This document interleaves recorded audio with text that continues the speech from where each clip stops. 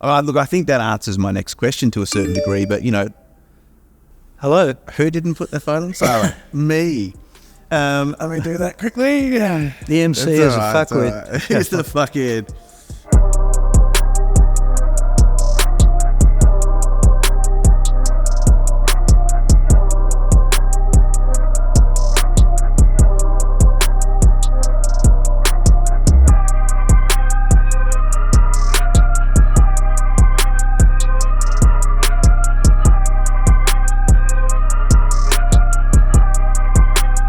We're rolling. I'm going to roll. Luck. I'm shooting down this camera. No one's watching it, so hopefully we're on point.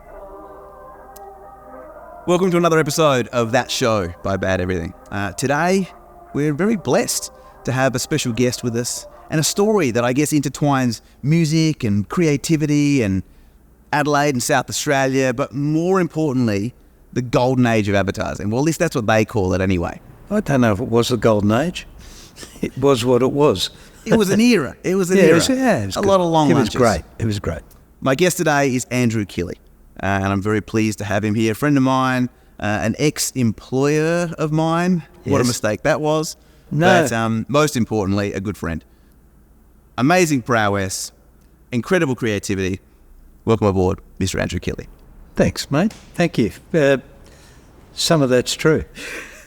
Let's start with the sort of foundation of family, because you are one of 4 boys. Yes, I am. I think I heard there's a journalist, there is 2 in advertising, and there is a teacher. Correct. Mixed in there. Yeah, well done. How did your upbringing impact your creative journey, do you think? Probably not in a way that I can say directly it happened this way or that way, but I can say that I reckon before you become a writer, you become a reader. Yeah. My mother particularly was an avid reader of everything, and that sort of brushed off on her sons. My father was a reader too, but he was a soldier and an accountant and a cricket umpire. He would have ended up an account director in an advertising agency based on that. That's perfect. But we started off reading, and that was the era of radio, drama, listening to things like that. And so there was a rich tapestry of storytelling. And it was sort of, I don't think I was ever going to be a copywriter. I didn't know what a copywriter was. That makes 2 of us. But coming from a relatively poor family and liking to read and it was, if you had the opportunity, you tripped into it, like a lot of people did. And I just sort of fell into advertising quite by mistake in many ways. Well, that's what I want to talk about next. Yeah. Is that sort of serendipitous journey that landed you in the advertising world. Yeah. I think we can jump around a little bit, and I think you and I were just talking prior off camera that your journey in the advertising world sort of officially started in 1967. Yeah. Let's sort of go back to the 60s for a moment and describe for me the advertising scene when you first walked in. It was NAS McNamara was the first employee. NAS McNamara, NAS, and they were the National Advertising Society Service, National Advertising Service. I'm glad you knew, because I tried to look it up and I was like, well, no. And what they were a collaborative but independently owned group of people. And the reason it started was, I think it came out of Melbourne, a fellow called Ron Walker had an agency over there. And they had some big clients. They had Dulux and VW and those sort of things. But they needed to have local representation in various cities. And so people joined up to there was no financial necessarily agreement, except if you did work, you got paid from the local client and that. But it was done as a way of sort of shoring up a national sort of network, if you like. And that. So I got a job at NAS McNamara in Adelaide, where your grandfather worked. I did hear that. Yeah, Harold Minier. I got the job there because the junior got called up. Yep. And they're looking for another junior. One of NAS McNamara's biggest clients at that stage was a radio station called 5AD. Jim Sutton was the general manager. He was the client of Nas McNamara. My brother worked at 5AD as a journalist, and he said, my brother Andrew is essentially a dickhead. He's not doing it, he's labouring. Get him to do something. And so I got introduced, and I got a job as a junior. And that was a good... In those days, you always started as a junior because there weren't the university degrees. There weren't the structured way in. You had to sort of find your feet. You had to sort of just get in and start, that sort of thing. What was it like inside an agency back then? It was fantastic. I didn't know how fantastic it was till I started my own. You did start as a junior, and you started at the bottom, and you went through all departments. Yeah. You know, it was a cadetship, essentially. And so you started in print production, then you moved on to a bit of media, which was hopeless at. Then you worked a little while with an account director. That's when I worked with Harold Minier and Dick Mildred, who were fantastic men to me. And then they figured out I wasn't sort of doing any of that any good, so they put me in the copy department. Nice. And used to have copy departments. They had a copy chief and that sort of thing. And you got told to start writing brochures. What was that like with that sort of first experience? It was. I didn't like it all that much. Yeah. Was it because it was sort of void of creative opportunity, or was there some? No, was that? I just didn't get it. I wasn't smart enough. Initially, I wasn't smart enough to get it. Yeah. But I had great mentors and great bosses, and you know, in so many ways, and they were very tolerant with me. They were very patient with me. I had one string to my bow that a lot of people didn't have. I was a musician. I could sort of write stuff musically. And so early in my career, apart from being, I think, a pretty average copywriter, I became a pretty good jingle writer. I heard this. But that opened up a door for me, because suddenly, because I could write and produce music, or I thought I could, I ended up in recording studios. Yeah. It was some pretty big names. Fantastic, and with some great musicians. I think it was at that stage that I thought, well, maybe this industry's not too bad. Well, if you're in a recording studio with Bon Scott or Brian Cadd, you're probably starting to go, I reckon I'm in the right place. Yeah. And they're listening to you. Yeah. Bon Scott was, and I did jingles with Bon Scott, and one in particular for Maya Miss Adelaide. And amazing. He arrived absolutely gassed. And I said to Max Pepper, who had the studio, and there's a female singer there called Sue Barker. They had the most amazing rock and roll voices. And they were both stoned, gassed. I said to Max, this is not going to go very well. He said, let's see how they go on the first take. Second take, they nutted it. Wow. They were fabulous. I mean, Bon Scott and Sue Barker were astonishing singers. Yeah. But that's their raw talent, right? Yeah, they just knew how to perform. And they saved my backside, I can tell you. Well, that's an interesting thing. I mean, we'll sort of come back to it later, but performance in creativity is something I want to touch on with you. Oh, absolutely. It plays a really massive role in what we do. Without a doubt. Before we go there, I do have to ask, and I've done a bit of research here, Lindsay McNamara, if I get the name correct. I need you to explain the hairpiece escapades. Oh, God. Lindsay lost his hair. But he had a client called Ferris Trabilsi at James Place in Adelaide who laundered wigs. And one of the jobs you had as a junior was to, every now and again, you'd be summoned to get onto a bike and take a hat box into James Place to Ferris Trabilsi and pick up another hat box and bring it back. You're like a drug dealer. Yeah. Essentially. With a ferret in it. With a ferret in it. A wig. A piece. Anyhow. Wow. But in fact, your grandfather had something to do with it. You had to ride the bike back down King William Road and it was a Friday afternoon. That's when the rug was always dropped off and picked up. That's got to be good for the weekend. Yeah, well, you need a new rug for the weekend. And I was coming past the Brecknock Hotel, and there was all these senior blokes I knew from the agency, Nas McNamara, were pouring in there for the afternoon to get gassed. And one of them saw me on the bike. They said, come in. I said, I can't. I've got to get this back. And they said, no, it'll be all right. Just come in and have a drink. Well, I had the willpower of tissue paper, and I stayed on a bit too long, and I finally got on the bike and wobbled back to Green Hill Road to be met by Lindsay's PA, who was tapping her feet up in the thing and said, you will be fired on Friday. And I wasn't fired, but they put me through purgatory for the weekend. Oh, that's true story. I think the industry is full of those stories, right? Like if you take a bunch of risk-taking nutcases and you wedge them into an industry, you're going to get those moments. And I think in those days it was still a young industry in Australia, and most of the people in it and running it were groundbreakers, entrepreneurs.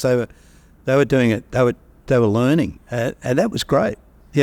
It's a big part of it. I mean, I think any advice I tend to give to people about creativity in general is like, make it up. Just make it up.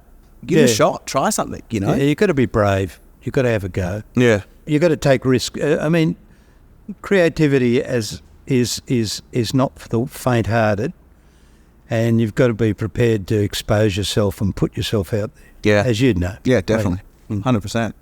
Let's just chat briefly, because you need to make sense of it all, because the internet is an incredible resource with a lot of information in it. But what is missing is your time with Baz and Pilco and this day trip to Victor recording. That's not quite right. Give me some info on it. I did. Barry Ian became a closer friend, and I wrote some songs for he and Peter Plus. Paul McCartney never recorded any of them. One went to number 750, something, and it was great. That's good. It was all part of learning. Yeah, definitely. I think that's a big part of it. I've sort of grown up playing with cameras and audio and those things, and it's amazing when you are given the opportunity like that to mess around with it, play and feel it out. Yeah. That becomes so prevalent when you are later writing a radio script or working on whatever it might be creatively, because that little bit of knowledge from a production perspective goes a hell of a long way. And I think that's another thing before that, Matt, is when you've played in bands and you've been on stage, you learn how to present yourself. Yeah, definitely. And so when you go into a pitch and things like that, it's just another gig. You do understand the power of performing. Yeah, definitely. And you understand about looking at the clients and looking around the room and those sort of things, because unless you're Mick Jagger, you don't have to look at anyone. Yeah. But yeah, definitely. You've got to engage people. Yeah. Yeah. Read the space, right? Oh yeah. 100%. Yeah. Well, the next thing is a big category, a big chunk for you. Mm-hmm. I mean, I could phrase this a million ways. Why were you crazy enough? What the hell was going wrong in your life? But what compelled you at the age of 41 to accost a good friend of yours, sit him down and say, I've got an idea. We're going to go start our own agency that became KWP. I was on the board of Clemenger BBDO Australia, right? Yeah. And I could see, and there were 3 creative directors on the board. Peter Clemenger was a very wise man. And still, some of the happiest days I had in my life was working with Clemenger. But I could sort of see that there was a position for a different sort of agency to be like a different brand. Yeah. So as you could do one or two things. You could compete for a competitive business. Yep. So if you had your separated strategy and creative, hedging your bets. And you could sort of say, and then if the big agency, which fell into trouble with their client, they could sort of say, well, at least put this agency on the hit list. Yeah. And you had a chance to hang on to it. And I could see that happening. I just felt it was happening. And there were signs of that happening in Sydney and Melbourne and New Zealand and in England and America and various places you could see it happening. So I used to go to the board meetings and I'd bring it up. And I said what the basis of that sort of agency would be: more nimble, more agile, more flat structure, put the people that had the ideas in direct contact with the people who wanted the ideas. Brilliant. That was the thing. And I used to go to board meetings, so I keep putting it up, and they'd say to me, I think some of them took it as a personal attack on account service, which... I can understand that. Well, in some ways it was, but in some ways it wasn't. It was sort of like we could all still live together and be mates and all that. But there was a different clients were looking for different things. Yeah. Right? And every time I'd bring it up, they go, oh, yeah, well, thank you very much. Next, let's talk about finances. And, geez, how am I going here?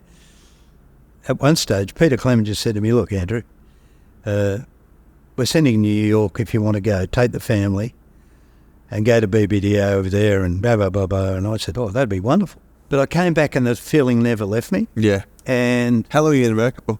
Only just under a year. Yep. But it was great. It was, yeah. And I got to work on Pepsi. I got to work on Visa. I got worked at Polaroid when that was going, and all that sort of thing. It was just wonderful. So I came back, but I still had this thing in my heart that, and I kept thinking about it, and in the end, my wife Pauline said to me, "For God's sake, bloody do it! Stop talking about it. Do it while you're young enough to do it." And I was 41, and she said, "Just go and do it. And if it doesn't work, we'll get by somehow." And that's a great act of faith. And definitely, I rang Peter Withy up, who was creative director of Leo Burnett's in those days, and I said, "What are you doing for lunch today?" He said, "Oh, nothing." And I said, "We're going to the Bangkok." And I sat down and I said, "I want to start an advertising agency." And I said, "Here it is." It was on one bit of paper, really well thought through. And I said, put the people that have the ideas in direct contact with the people that need the ideas or want the ideas. And the agency philosophy will be do great work, have fun, make a fair profit. We were blessed by the fact we were in the middle of the recession we had to have. Yeah. Never waste the opportunity of a great disaster. And Peter was recently married and had his first child.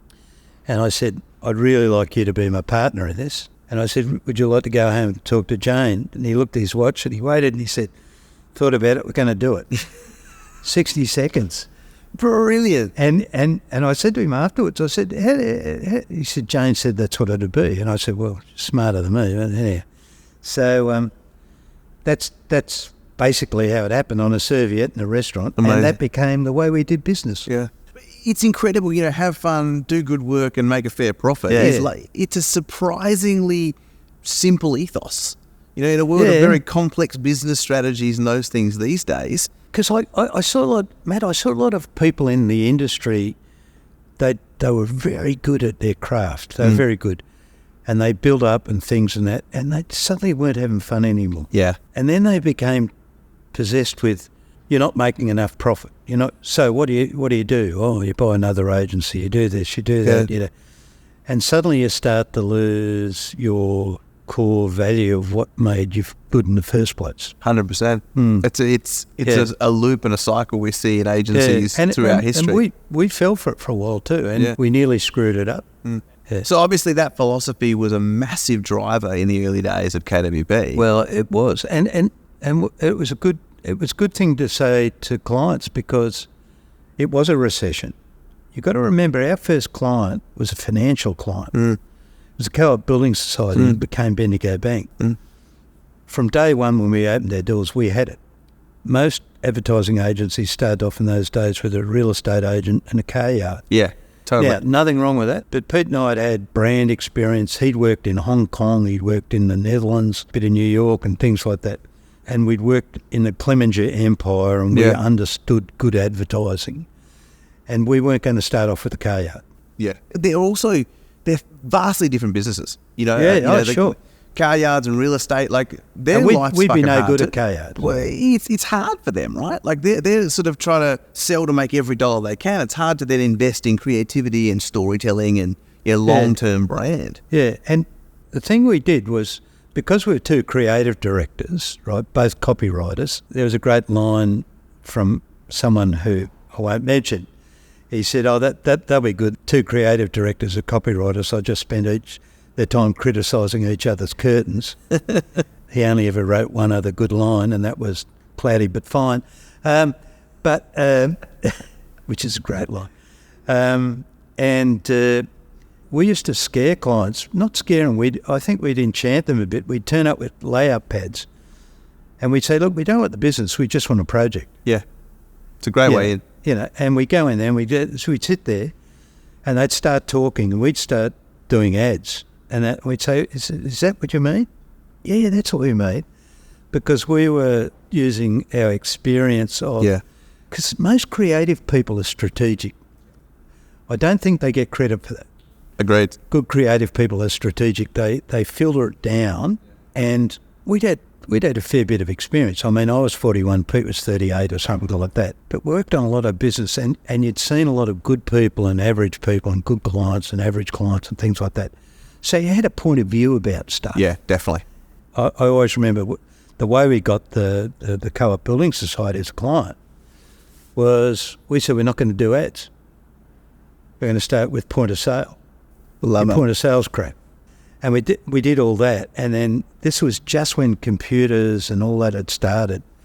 Imagine me talking about digital, but we bullshit our way through and we did it.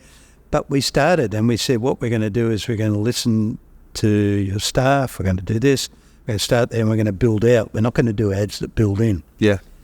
And because there's a recession on, and it was just sort of made sense. Well, it shows that you respect their position too. Absolutely. Yeah, I think that's what a lot of the times people lose sight of is they aim at this sort of the big shiny stuff. You know, we want a Cannes Lion, but like let's look at the stuff that matters to the customer, which is point of sale. Half the time it's internal branding. And we used to have about once every 6 weeks, Friday nights, we'd invite members of the Co-op staff in, and we'd have cheese and biscuits and wine, and we'd say, "What's going on? Tell us about stuff." Yeah.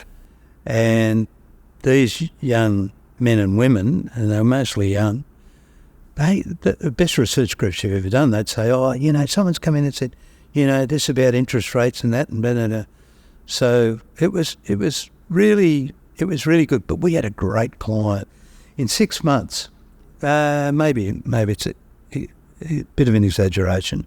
It's advertising. You're allowed to do that. We had Co-op Building Society, Southern Cross Homes, 2 brands from Southwark Brewery we've got from Y&R, Leabrook Farms honey that was owned by Coopers, Villies and SAFM. Far out.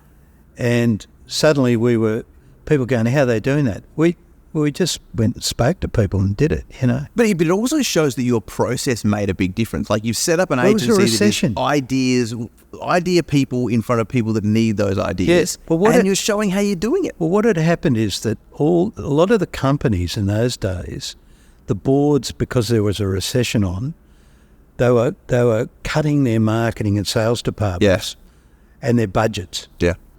Advertising agencies stayed presidential. They didn't change. And so our timing was perfect. I don't know if we were that smart, but it was perfect. So we were a more sort of flat structure and we could respond quickly. Yeah, correct. And they'd go, "All right," and they'd give you a project, and then after they go, "Well, actually, that went all right." And there's the opportunity. And I said before, but never waste the opportunity of a great disaster. And now people are going, "Oh, these are terrible times," and that. It's the best opportunity of all time to get advertising going. Agreed. Yeah, it is. And people are hungry for new stuff, new ideas, absolutely. new ways of doing things. Yeah, and just listening to them. Agreed. Yeah. All right, look, I think that answers my next question to a certain degree, but hello, who didn't put their phone on silent? Me. Let me do that quickly. The MC is a fuckwit. He's the fuckhead. Anyway, my apologies. Can't beer for everyone. Can't beer for everyone. You're basically what you're describing too is, in essence, 2 young, enthusiastic guys. I say young because I'm 41, so let's hang on to it. That's better. So much. 2 young, enthusiastic guys at a challenging time in business going, we want to understand your industry, understand your challenges, and help you solve them. Right? And we were really supported by great partners, as in our wives. Definitely. And cannot forget that. And the other thing was the time was just right. Everything was in our favour, and we bloody worked hard. Yep. But we had a lot of fun. 100%. And do you know, the first ad we ever got approved was a bumper sticker. I've heard this story. It's true. And it didn't go to print or something? No, it did go to print. I remember that it was a pretty... fact, I know what the bumper sticker was. What was it? Wasn't it Go Crows Go? Yes, those deathless words. Geniuses. It was for the Crows. They started in 91 too. I love this. No, our first ad that didn't go to in the paper was for Southern Cross Homes. It was the very first ad. Yeah. The other person that should be mentioned in this interview is we had the best lady called Sharon Cookson who worked with us. She escaped Gerald McGrath with a life. She not only was she a brilliant media person, but she also had run a small agency. Right. So she knew how to make money. We didn't. Yeah. We didn't know how to run the business. That's where we're going wrong. Yes, yeah. We did that one person. Get Sharon back. And so what happened was our first ad, we were so proud. It was for Southern Cross Homes, and it was in the Sunday Mail. Well, it was supposed to be in the Sunday Mail. On the Sunday morning, I bounded out of bed to go and get the Sunday Mail. It was thrown over the front fence to see our first ad in print. I've gone through the paper, gone through again. No. Oh, no. No ad. So I rang Withy up and I said, "Where's the ad?" He said, "I've got no idea. It's in the paper." And I said, "No, it's not." We'd forgotten to tell Sharon to book the ad. And I rang the client up. I had to confess, and his name was David Wolk, fantastic man. And I said, Sunday morning, he said, "David, have you seen your ad in the Sunday Mail?" He said, "No, I can't find it." I said, "You won't find it. There's two reasons. I'll give you two reasons. The dog ate it, or we forgot to book it." And he said, "Book it next week, will you?" And I said, "Yes, I will." Unbelievable. True story. That's incredible. But it also shows the importance of owning up for it straight away, and people are pretty cool about it, right? I was terrified. I thought this is going to be, the end. This is going to be the end. Ad number one and never no more. Yeah. Well, you are someone who is quite synonymous with fantastic relationships with clients and companies in South Australia. I mean, I think collectively in South Australia. How have you found, and maybe this is where performance comes in, how have you found that balance with developing lasting relationships whilst also pushing, nudging and encouraging growth and challenging the status quo to some degree? You sort of got to be lucky with the people who are your clients, and in many cases we were extremely lucky. We had empathy with them, they with us, and they trusted us, and sometimes they were prepared to take a risk. Yeah. And that. Now, not all of them, but a vast majority of them. And so when I think about, the Coopers, Sip and Save, Tim Carraher at Ultratune, Villies, and those, we were their advertising agency, and we did all the ads and we did all that sort of stuff. But we actually became friends. Correct. And I think once again it was because of our style. We weren't trying to sell them anything. We were trying to do what we thought was right for them. Yeah. And so they often, I don't know, it was just a good relationship. And I think when I look back on it, the two things that we're really blessed with is we had the talent of some of the people that work for us, some of them not for a long time, but for a good time. Definitely. And the trust of the clients you had for a long time. Yeah. Yeah. I think back, you don't see a lot of that tenure, that period that you guys housed them. And I'm not going to get into that thing about what was great about then and what's terrible about now. We'll get into that next. But I'm not quite sure, because I'm in my encore career now, not sort of really part of the mainstream. But it seems to me, just looking from the outside in, it seems to me there's too many projects and there's not enough relationships. Yeah, I agree with that. Well, as I said, let's get into it, right? Let's talk about the golden age, the era. You've lived through what what is arguably known as sort of the best times. And you know what? Sure, it wasn't the 60s, but I was there as a young age, very young, in the 80s, running in the hallways of Young and Rubicam in Australia and Puerto Rico, and forming an opinion and a point of view of what this world's meant to look like. That's why I'm still here, because it looked amazing. How does the world today compare, in your opinion, to that golden age? What's changed? What's different? There's some things that are very different. There's some things that are the same. Yeah. And that sounds like a real politician, but I'm not. So the things that are different now is that I don't think that agencies have the gravitas of people with the broad base of skills they used to have. Yeah. Clients have got more broad base of skills. Yeah, they have.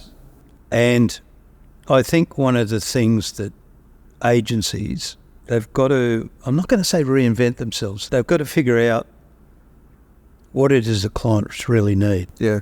Go back to Lindsay McNamara, right? Yep. He had the Bank of Adelaide as a client. Yeah. Now, agencies used to make their money in those days for service fees and commissions. They'd give away copywriting, they'd give away that because they made so much money. But they made service fees and commissions on absolutely everything. Yeah. So if you were doing a banking slip and you'd print 25 million of them, you were getting 17.5% on all those. Yeah, wow. Yeah. So totally different model. Completely different model. And I think that was lucky if you were making money then. But what happened was it sort of undervalued creativity because that was given away. Oh, we'll do you an ad. That's the greatest challenge, isn't it? Like, how do we value creativity? It seems there's so much variation to the value. Well, one of the first things that Peter and I did was we charged for creative ideas. We said, we don't know how we're going to make money, but you're going to pay for the ideas. Yeah. We'll negotiate what the idea's worth. We think it's worth that, you think it's worth that, we'll strike a thing, but we're going to charge you for it. And we did. Good. We didn't give away ideas. Yeah. We didn't give away, and people said, oh, but we'll spend a lot of money at media. We say, well, you will spend a lot of media here. Yeah. But we're not going to give the ideas away. Yeah. They're our children. I mean, your ideas are like taking your kid to school for the first day. Mm-hmm. You take them there, you introduce them to the teacher, you get them in there, you don't put them on a bus and send them. Well, in your case, you forget to drop them off at school if it's your first ad. But we learn after. 100%. But you're right. They need to be protected and nurtured, and you need to know that they're in a nurturing environment. You've got to, and good clients understand, and there are many good clients, and I would imagine there are many good clients today. I'm still working for some. They understand the value of an idea and a strategy, and they understand the value of production, and they understand that. But it's because people tell them. Yeah. Because you can't have that if you don't invest in this. Correct. And that's got to be part of the conversation. There's a lot of surface knowledge now, and surface production, and surface creativity. Yeah. But I think if anything has got to be resurrected at all, and I'm not saying today's bad at all. There was some shit in the old days too, let me tell you, and I was responsible for some of it, like all of us were. Absolutely. But there's got to be some respect for intellectual property. Yeah, agreed. I was reading a great article on the weekend, Mick Jagger in the Australian, about he doesn't have the rights to satisfaction. And then Taylor Swift and all that sort of stuff, right? Intellectual property like that. Yeah. Creators have got to hang on to that. Yeah, I know. And you're seeing independent artists now know and learn and change that. Yeah.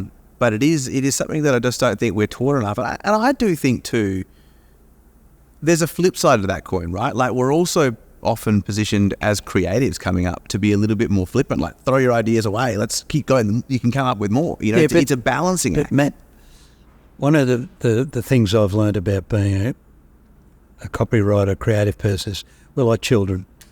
We like to be stroked and patted and go, oh, that's a lovely idea. Definitely. And that's almost enough. No, bullshit, it's not enough. Yeah. I'm glad you like it. Now, what are you going to pay for it? Yeah. Now, I know that sounds grim, but it's true. 100%. Yeah. You know. Particularly more now than ever before. I think we're at a place where there's so much content. Oh, my God. And the commoditization of services, the speed of which they require, and the consumption rate of content, ideas, and thoughts. It's a beast. It's just eating it. Yeah. Well, look, let's quickly go back to the doom and gloom of the recession. We had to have this one. Yeah, in 91 we had to have it. It looks like we weren't given an option on this one. It's just here. I think, it's a tough period of time again. We were talking off camera prior to you coming in.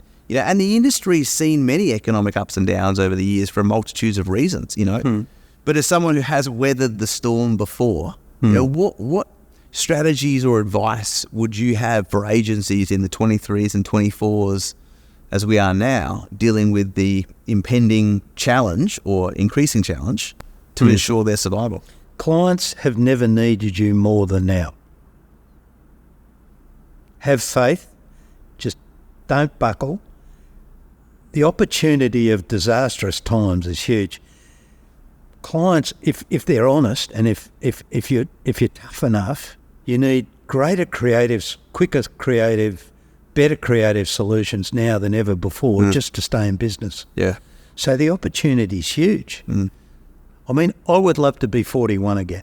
I would love to have a go at this, because I reckon there's so many opportunities now, and the tools and the media channels and the things that you can use now, like this studio here. You used to have to book big studios to get the quality of work that comes out of this. This is an asset to sell, and this is an asset if the ideas and the strategy. This is the best of times, in my opinion. I don't care what anyone says. But you've got to have ideas, and you've got to have strategies, and you've got to have relationships. Nothing, that's never changed. That will never change. But then you've got to have some clients with guts. You've got to get it right, but isn't that exciting? Absolutely. Isn't that exciting? I mean, I reckon it's exciting. What is it if it isn't hard? One of the things that people don't understand, that when modern advertising started, and the first advertising was the prostitutes in Egypt. They used to paint their lips red and said, "I'm a prostitute." So that's the origins of advertising. Nothing much has changed. No, I paint my lips red every year. No. But advertising in Australia the advertising agents were originally the agents for the media, not for clients. Yeah. And that's how it started. Yeah. And they'd go out and they'd get a butcher shop as a client. And they'd run ads for them and say, pork chops, this, da-da-da-da-da-da, and they'd get their people to scamp up an ad and that. So they then couldn't conflict with that. So they hired agents who went out and got another butcher shop to come in and put it in there. Yeah, right. And what they paid them is 10% of the media commission. That's how it started. And that's all gone away now, and that's good, because it's lazy and lazy. But we've got to figure out now, I think, a way of, making our ideas valuable and worth something. Because you've got to put kids through school.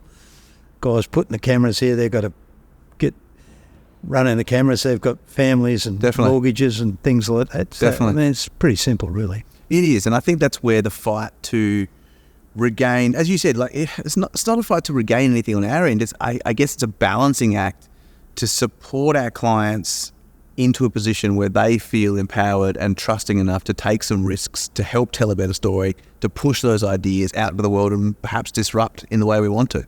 And the risk thing is not, it's a risk getting out of bed in the morning. Yeah. I think one of the things you can do is you can really try things. You can do things and then stop them and start again.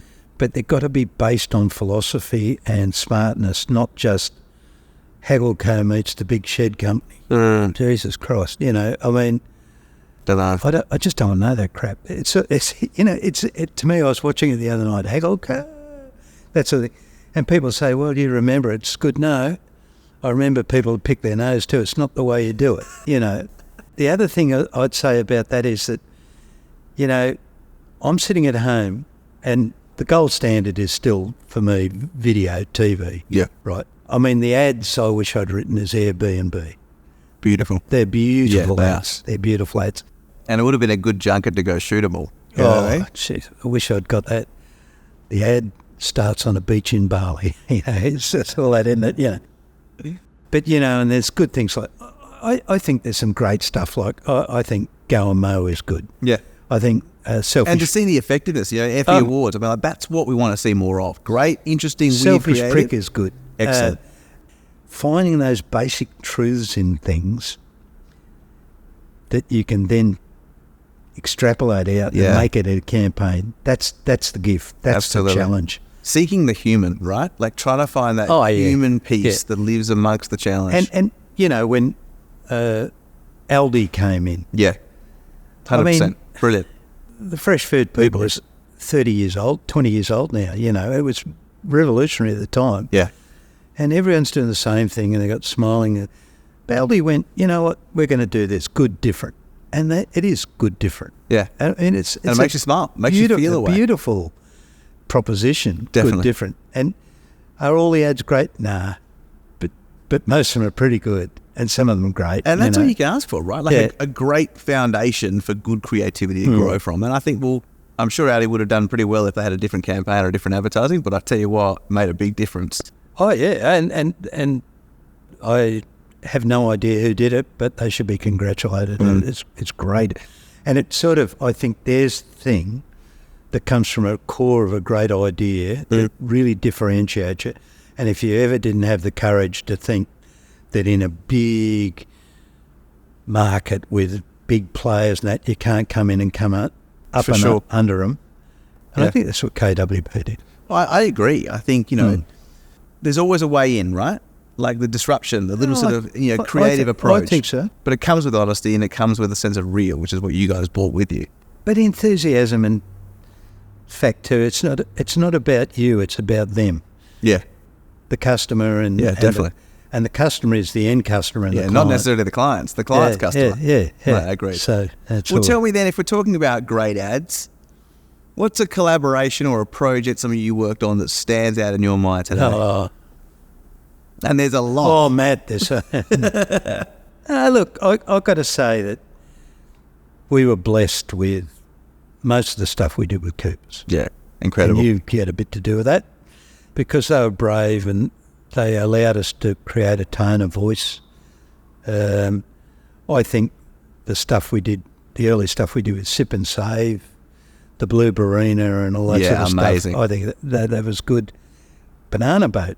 Yep. Get your hands off my banana. Absolutely. I mean, I think that was pretty radical. And we got Mark Knopfler to sing a song for us. Incredible. Later on for Honey. Yep. Go Your Own Sweet Way and those sort of things. And I think that just for clear class and looking at what's being done now, and you don't want to belt your competitors in the face, but they're not my competitors anymore. But I think the work KWP did on Be Consumed for the Brosser for tourism was groundbreaking, and it was awarded all over the world. Apart from that, though, it worked. Yeah, correct. It worked. Correct. And I think the people that did that in our agency did a brilliant job. I think we did some really good work. I was thinking about Wendy's Shaken Dog. Yep. Still going. I mean, if you think of Go and Mow, that was probably, I'd put that up there too, with that. Yeah. It's, you know what it is? It's no one has a franchise on ideas. Everyone in an advertising agency should have an idea. And the creative director isn't the only one that has them. Correct. The copywriters aren't, the art directors aren't, or whatever we call them now. Everyone should have and they should be encouraged to have ideas. Yeah, definitely. And the idea process, we are a manufacturing industry. We manufacture ideas. That's what we do. And everyone that works there should be having an idea. And they should be encouraged to have an idea. And those ideas, those great ideas, come from the connections they have with the process, the client, the people all around them. And that's the magic, right? Like, it's not just, to your point, one department that can do X, Y, Z. No. I mean, one of the best ideas that just springs to mind that sprung from media was a thing we did we had folding, and they had various products and things like that. But they had a diarrhea product I forget the name of it. But the media idea was to put signs on the back of toilet doors. And that was the idea. I mean, you could have put anything. But that is a great idea. Yeah. You know, and Placement matters, right? We talk about that a oh, lot. absolutely. But it was, and I forget what the ad was, but it was very funny, but not if you had diarrhea, it wasn't, but it alerted you to the product. Thank God. We've fallen to poo jokes. All right, I've got a couple of questions for you. Oh, no. They're quick ones. There's some young creatives that we've sort of had a bit of a chat to, and we said, look, if you had an opportunity to ask a few questions of Andrew Killey, what would those questions be? Their first question was, who the fuck is Andrew Killey? Who the fuck is he? Yeah. But look, they're simple questions, but I think it'd be good to get your take on it and sort of see where things sit. The first of which is about breaking in, right? So the question that every young creative gives to sort of the older dogs, how do I get a job in the industry? What's your advice? What was a thing that stood out for you throughout the years? Matt, I'm probably a bit strange in that area that I sort of tumbled into it. So I didn't lust after going into it, and I didn't even like it when I first got into it. It was a slow burn for me, and then one day I woke up and I went, shit, I like this. Yeah. You know. Do you remember the ads KWP used to run for juniors? Mm-hmm. We used to run ads, and we tried, and we couldn't always do it, but we tried to put on one junior a year, because apart from culturally it was good for the agency to have young people coming in. It's a good funnel too. It seemed like the right thing to do, you know. And we used to run ads, and it was like long hours, shit pay, and you'll fill the fridge, you know, that sort of stuff, right? Sign me up. Yeah, and we used to get bombarded, and some of the great people that applied for those ads and got jobs are now very well known in the industry, right? Yeah. If I sort of had a passion to get in there, I'd be looking at your client list and everyone else's client, and I'd be starting doing ads and saying, I've had this idea. I've had this idea. Agreed. I've had this. I would drive people nuts. Now, I wouldn't have when I was younger because I wasn't smart enough. Yeah. In the end, they've got to give in and they've got to talk to you. You know, even if it's from sort of a bit of mercy. Shut you up. You know, I mean, totally right. Yeah. All right, quick one, another one. How do you, throughout your career, how have you dealt with writer's block? Because it does get us all. Oh, the white paper syndrome. Yes, absolutely. The fear of the blank. The flippant thing to say is go to lunch. It does help though. Do you know what? I reckon it's about changing things. Just don't sit there looking at the blank paper. In the old days, you used to pick up award annuals and things like that. You go through them, get inspired. I think you've got to change your circumstances. And one of the things I did, and I don't know if you're at KWP at the time when we did it, but I had a sense that people were getting a bit stale, and I said, right, have you ever been to the opera? No. We're going to pay for you to go to the opera. Oh, wow. How do you come to work every day? Oh, I drive up Brighton Road and I do this, Anzac Highway. Go a different way. Have you ever been to a football match? No. Go to a footy match, we'll pay for it. Go this.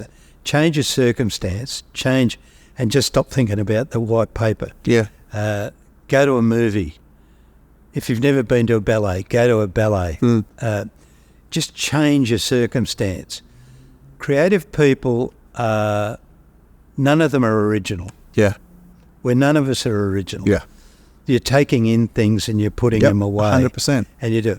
So don't sit in the same place doing the same thing all the time. Correct. I went the other week, I took my brother and we went to the Botanic Gardens to see the best 90 wildlife photographs in the world. Cool. And you come away there, that I've written an ad today, it's got a bit of wildlife in it. You know, just you cheat and you steal. It's so true. I mean, you do cheat, isn't that? It was who said that? Great artists steal. I think, I always looked at like our job is to use our brain to make ideas, right? But the experiences are the fertilizer. You need as much. Go to the movies. Absolutely. I went to see recently. I'm a sort of bit of a tolerator, avoider of movies. Every now and again, I see one, I say that's the last one I'll ever see. But I went to see Oppenheimer. Yeah, is it good? Wow. I haven't seen it yet. I'm very keen. Just every level of writing, story, acting, direction. I came out of that going, I'm going to go to the movies again next week. And next week I went to Barbie. And it's quite fun. Yeah. I liked it. I confess I liked Barbie. But Oppenheimer is a masterpiece. It's incredible. Yeah. You know. It's such a nice thing to get in that place in life where I think we know a lot about production, we know a lot about the process, you can see the things, but when you get lost in these films and it blows you away, that's the magic. And the actors and the dialogue and the whole thing, and it rekindled my love of dialogue again, you know. And being, and what do you say, not shortness of words, but economy of words. Yeah. Don't keep talking. Make it poignant, make it punchy. Don't keep. All right, shut up. We've got another question. Look, we touched on it before. Tips to sell in big ideas. We talked about the performance, right? How do you sell that big idea? What's your 101? I reckon the thing is, don't do grand presentations. You've got to start from the position of what's the client asked you to do, right? So don't go in there, I've got a great idea. Go in and say, I've thought about what you wanted to do, right? Yeah. I've really worked hard on this. Never say, oh, no, it didn't do much. You know, I sat back, had a joint and did all this. No. You've always worked hard Don't tell them the truth. You know, no. You've always worked hard. And I've thought about it and that. And I've thought about you. I've thought about your customer and those sort of things. That now I've got a couple of scribbles here. They're really embarrassing, but there's an idea here. Yeah. I just want to show it to you. And it helps them buy into the story. And you look at it and blue tack them to the wall. Yeah. Come around and show it to them and go, look, we know how to make this beautiful. We'll get a great DOP and we'll get a great photographer and we'll get a great art director. But here's the idea. Here are the... At its purest, most simple form. It's simple form. Here's 4 ideas. Yeah. Right? I'm doing a presentation this week. There are 5 ideas. And there's one, sadly it's not mine, but it's outstanding. It's just, not sadly it's not mine, but I've been part of the process. It's sort of come out of the brief, but it's just then gone that the hand of God has moved it over there. And you go, oh God, that's astonishing. They're the pieces you want to be a part of. Oh, and you go, you look at it and you go, that's be consumed. Yeah. Yeah, the magic moment. That's it. It's what Qantas did before they became a pariah. I still call Australia home. It's those sort of things where it just drives a knife through that, not that. Quick ones. These are from me. First record you ever bought, do you remember? Yes, I do. River Deep Mountain High, Ike and Tina Turner. Awesome. First favourite jingle, but not yours. Mojo. Nice. Anything Mojo did. I mean, you know, come on Aussie, come on. Yep. Yeah, you know, they were great. You know, and it wasn't a jingle, but it was a great song and it was appropriate. I still call Australia home. Unbelievable. Like, that's iconic stuff. Yeah. I can remember coming back from America in the plane. We're coming in over Botany Bay and they put that on and I burst into tears. It just was everything I felt about Australia, that brand, and that brand was Australia and things like that. Completely. Good on you, Alan Joyce. Yeah, I totally agree with that. Totally agree. If it wasn't advertising, what the hell would you be doing? I'd be running a pub, I reckon. Nice. I tried the priesthood for a year. I know. I didn't want to go into it today. That's hectic. No, that didn't work. No, I don't know. There's been nothing else for me, so I can't really judge it. You know how people say work-life balance? It's never been work to me. So there's never been any need to be, I don't know, maybe it'd be something like an archaeologist or something, I don't know. I like old things, because I am one. Well, we like you too, mate.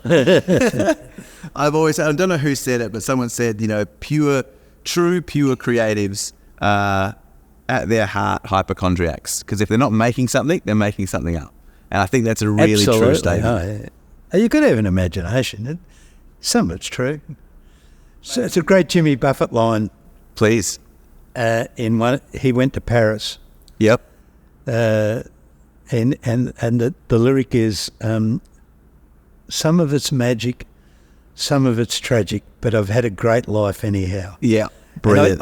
And with Jimmy dying recently, and I know David's a big fan of his. And there were tears in our household that day, I can tell you. Yeah. And but some of it's magic, some of it's tragic, and I reckon that's advertising. But it's a great life. Well, thank you for doing it, because thanks for doing it. The career, mate. It's awesome. I think, I look back at my journey, and I think if I had joined KWP at a different time when you weren't there, I think my journey would have been vastly different. I think I had all those same fears and those same concerns that a lot of people do early in the creative universe inside an agency, and I actually think knowing that you were there was a great sort of support for me. Thank you. You, Pete, James. It's an amazing period of time, and I think it is about the magic of the people, the relationships, and then the people. Seriously, advertising people are great people, the good ones, and great clients are great clients, and they're the blessing. Agreed. Really the blessing. Well, mate, you've been a blessing. This has been a lot of fun. Mind blowing. I think I sort of wanted to be able to recap what we touched on today as key points, and I don't really feel I'm able to do that. There was so much stuff we covered. I will definitely be wearing red lipstick to work from now on. Just remember what we do. Absolutely. We're the oldest profession on earth. We sell whatever it is you've got. But I must say, to have someone who has shaped the advertising world such as you have, mate, it's a tremendous thing. I don't know if I've done that, but I've really enjoyed being part of the conspiracy. I really have. It's certainly been fun. Well, thanks for joining us. And, no worries. Thank you, Matt. Make sure you stick with us for the next episode. We have no idea who's on, but Andrew will nominate the next person and we'll suck him into the wormhole. Thanks for joining us. That's that. Thanks, mate. Good job, mate. Some amazing moments in history.